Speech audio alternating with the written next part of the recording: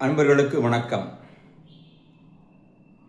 இன்னைக்கு எந்த துறையாக இருந்தாலும் சரி, அந்த காலத்தில் பார்த்தோம் அப்படின்னா மன்னர்கள் பார்த்தோம் அப்படின்னா அவங்க போருக்கு போவாங்க, படை நடத்துவாங்க, படையில் வெற்றி கொண்டு வருவாங்க.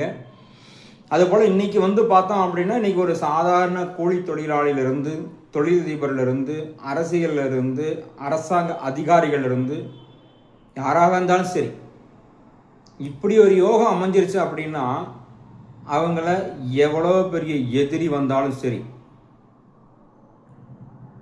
ஜெயிக்கவே முடியாது. அவங்களுக்கு வெற்றி மட்டும்தான் நிச்சயம். அப்படி என்ன அவங்களுக்கு யோகம் அமையணும் அப்படின்னா, அவங்க லக்னாதிபதியும் 10ஆம் அதிபதியும் ஒன்று சேரணும். எங்கே ஒன்று சேரணும் அப்படின்னா கேந்திரத்தில் ஒன்று சேரணும். அது மட்டும் போதுமா?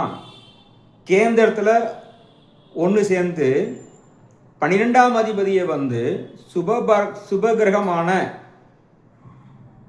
சுப கிரகமான குருவும் அசுப கிரகமான ஏதாவது ஒரு கிரகங்கள் அந்த 12ஆம் இடத்தை பார்த்துட்டாங்க அப்படின்னா அந்த ஜாதகரை யாராலும் வெல்ல முடியாது.